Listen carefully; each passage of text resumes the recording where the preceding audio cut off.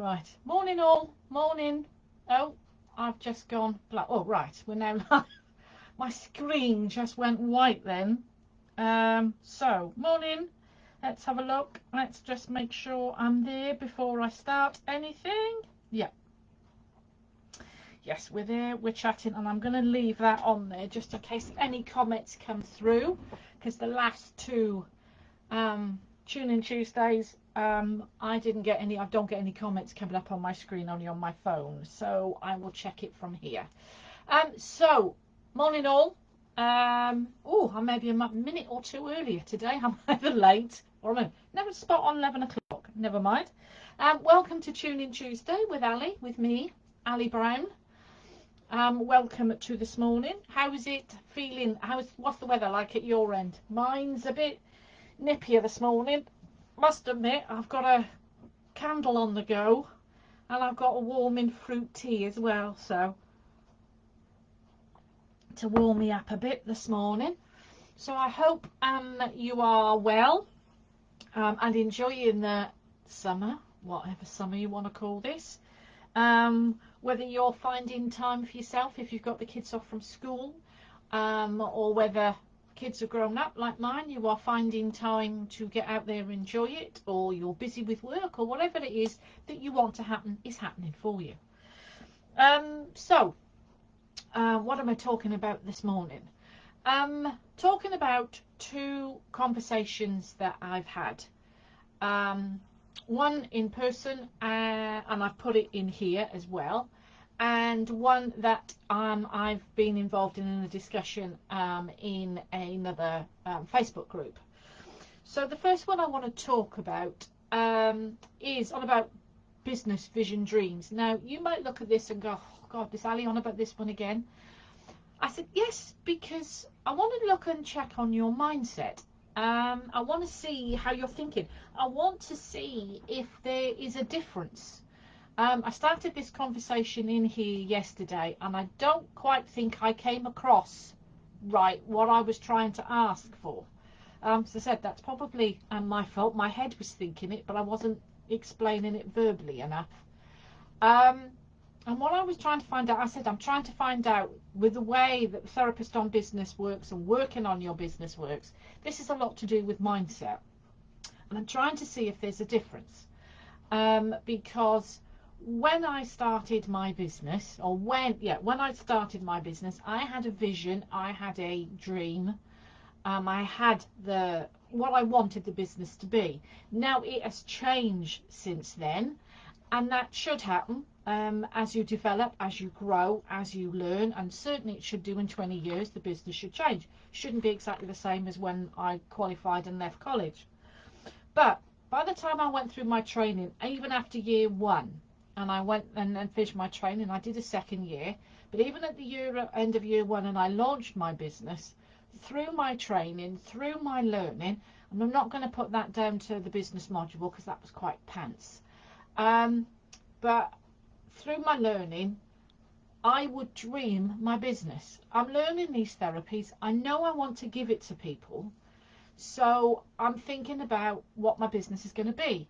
So by the time I finished, I had a name, I had a logo, I knew I wanted to be mobile, I knew what I wanted to do, and what I had to do to get out and get the clients. Now, the marketing and the business side of things I learned later, but when I qualified, I knew my name, I knew my logo, I knew the colours, the look, the branding of my business, and I knew what I wanted to do. I knew what I wanted to do mobile. I didn't have ideal client then. I didn't know what they were. I didn't have a website. I didn't know what about marketing. I didn't know all those other things, but what I knew was a name. I knew that I wanted to go mobile. I knew what I wanted to offer. I knew my logo. I knew my colours. Now, my question I asked in here yesterday was, through your training and once you qualified, did you have a vision? Did you know what you wanted your business to be? So from qualification to them going out in the big wide world, did you know your name? Did you know your logo? Did you know your branding? So your vision, your mission of your business. I was talking to, and the reason I'm asking this question, is I was talking to a therapist last week. We met up for a mentoring session, and she wants to launch her own business. She's been qualified since 2012, but I've only done it, you know, for bits and pieces. She's been working at a full-time job, and she wants to now create more with her own business. So when I started asking her questions about it, she's going to gradually go into it, so doing one day a week. But she had no idea of a name, no ideas of colours, no idea of branding, nothing.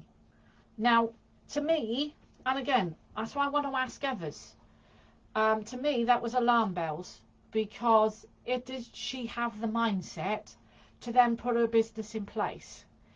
If it is just that she's really unsure and wants to work with me and happy with me working with me, that's fine. I've got no problem with that. If the rest of you, if a lot of you say, yes, Al, when I qualified, I didn't know what I wanted to do, that's fine. I only know what I think. I want to know what others are thinking when they're training, whether it comes down to their own mindset, whether it comes down to their training, or what is it? That's what I wanted to do. I know a couple of you have answered and said that you've had case studies that helped you, and that your business developed more when you went to it.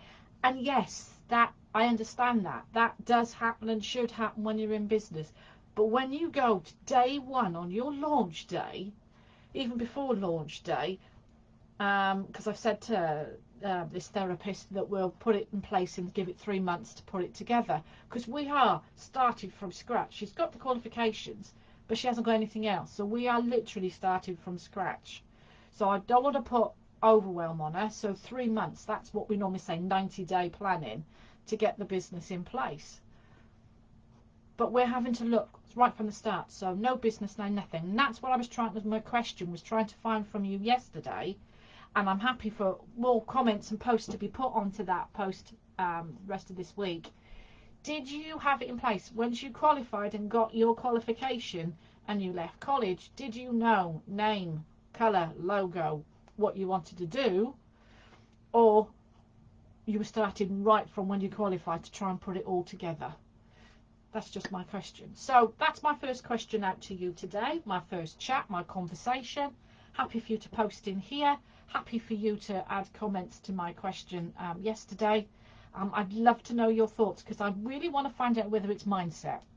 Because is it a mindset for success, or is it a mindset of it's not going to happen, or is it a mindset of that, yep, she want that, you know, people like the therapists or businesses like that not necessarily need hand holding, but they do need steps all the way.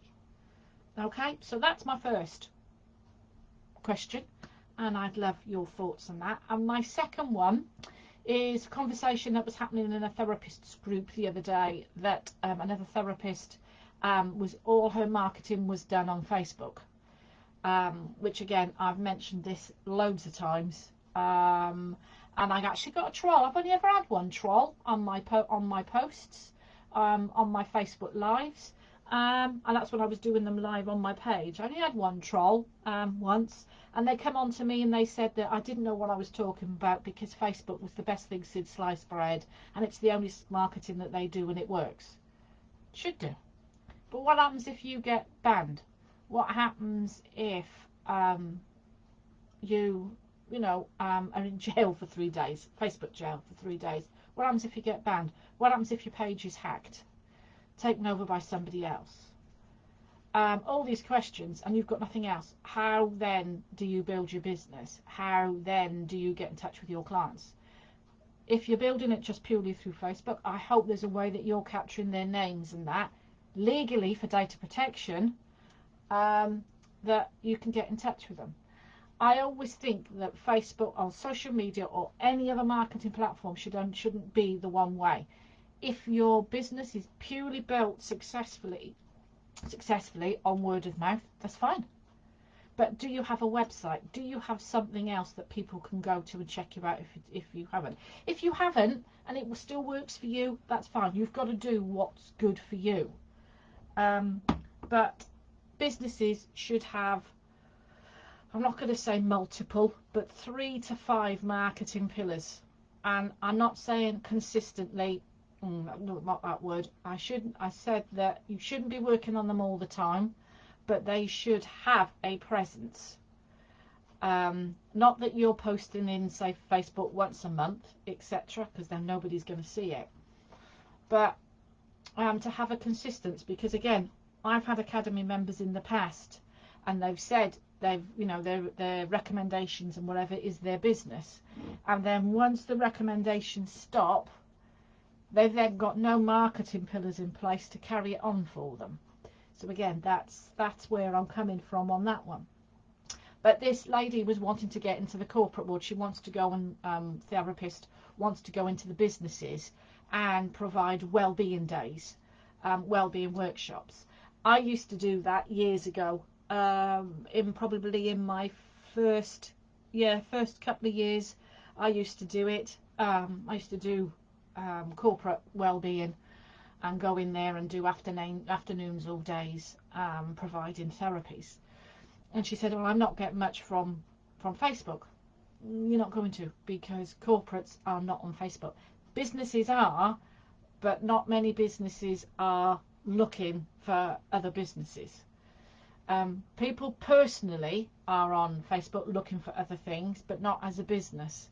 And there was quite a few of us that went in there and said LinkedIn was the place to go and look for that, because it's the businesses in there are looking at other businesses. Businesses are supporting businesses.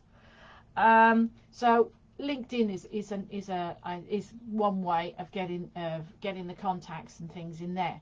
Also other ways, which is the way I used before LinkedIn came out, which was networking, or being part of something like the Federation of Small Businesses, or something like your local Chamber of Commerce. Now, these three, Federation of Small Businesses and local chamber, when they're networking, when they've got events, you meet other businesses. That's when you can primed to say, I provide corporate well-being. That's your prime to talk to other people. Same as LinkedIn, you're prime there to talk to other businesses. Now, interesting, when I saw another post this morning, that people don't immediately buy from networking, don't immediately buy from social media or any posts. You have to build that know, like and trust relationship. And again, we're back down that rabbit hole again. And I know I've had therapists come to me and they go, oh yeah, Albert, I'm fed up with all this hustling. Shouldn't feel like hustling. Once you've got a system in place, once you've got things put in place that's set up, creating posts then shouldn't be a hustle. It should be something that's easy, refined and simple to do. Your whole marketing platform, your whole marketing pillar, your whole marketing, I'm trying to think of the right word and I can't, your whole strategy should then be nice and simple if you've set it up right, if you have set up the system. So talking about know, like and trust is not just saying I do corporate well-being, I do corporate massage, I do corporate reflexology, Indian head, whatever. Building that know, like and trust is talking about your experience, talking about why you do what you do, sharing your case studies, no names, sharing client testimonials, sharing if businesses, asking the businesses that you've worked for previously for a referral, recommendation, or send them the Google link, Google My Business link, to get a testimonial or a review. Creating, you may not like this, but creating ebooks for office exercises, or how to look after yourself when dealing with stress, meditation MP3s, things like that, is that you can share, because then what they can do and use on themselves, it's still not as good as having you in-house doing the treatments. But this is the work that you can provide them. You can say to them, here's an MP3, but I can provide a complete package for you in-house for your well-being day. That you know, each individual package, you can give each member of staff a package to suit them, whether they need their nutrition looking at, whether they need exercises, whether they need meditation, whether they need self-massage. They can give them a personalised well-being package for each member of staff. Talk about and mention stats for why somebody like you should go in and do a well-being day, about how it affects the workforce, about how more concentration in the afternoon, about how there's less sick days, how there's less time off work to go to the doctors for, I don't know, antidepressants. I don't actually want to go down that route, but you know, whether there's stress relieving, etc., etc. So all these things, these are to build the know, like and trust. Share photographs of you, introductions, videos, things like that, so they get to know you before they come through the door. Put yourself in their shoes. Are they going to book somebody that's just got a photograph of a reflexology treatment or a massage treatment, and you saying that you go in and you provide treatments in the workplace? You need information, you need facts, you need help. You need to show that you're the expert, that you're the person that they can turn to, and that you can help them. So that's what you've got to think about. It's things like LinkedIn, Chamber of Commerce, Federation of Small Businesses. Think about, like I said, we're looking at the ideal clients. So where do they hang out? Do they have an industry magazine? That might be thinking, oh my God, I can't do that. But again, think about it. Is there something local that has business local news? So again, that maybe you can put an advert in. Think about what your local, what your ideal clients do. What's their, remember when we talked about avatars, and we've talked about your ideal client, what they do, where they go, what they read, what they watch, all these things. What's the corporate ones? What are the businesses? What are they doing? What are they looking at? These are the things that you need to be. It might be that you need to attend, I don't know, say, it's going to sound really stupid now, but somebody who's into boats, right? Maybe need to go to a boat show, not necessarily have a stand, but go around and talk to people. If you got somebody that's one you want get into golf clubs, into, you know, women's golf groups, things like that, you need to be there. You need to talk. You need to network. Maybe a magazine. You need to advertise in things like that. You've got to think, and it's got to be stepping out of your comfort zone probably, but thinking about what your ideal client, that business needs, and how you can help them. How will their staff feel once you've been in there? Okay, because again, a couple of occasions, once the firm have stopped having the well-being, or the firm has moved or gone on, and then a couple of staff members then have kept me on as clients. So, you know, there's always a benefit from this. Have a think. There's also, if you're going into a real big corporate one, have they got like a receptionist? You know what they call the gatekeeper? Got the receptionist taking a basket of stuff with little vouchers and trial samples and things like that, and say to them, here we are, could you give this to the nearest person, or talk to the members of staff here, and I'd like to be able to come in and, you know, offer what you do, what you can provide, with links and different things there. And it might be that they'll let you into the vestibule, into the reception, to talk to staff as it goes through. You don't know unless you ask. So these are the things to look for, is to look at it all on LinkedIn, and then also looking at local business groups. So get out there networking face to face, because again, it's also might not be the people that you meet, but it's the bigger circle with networking. It's who they may recommend you to. So it's their bigger circle.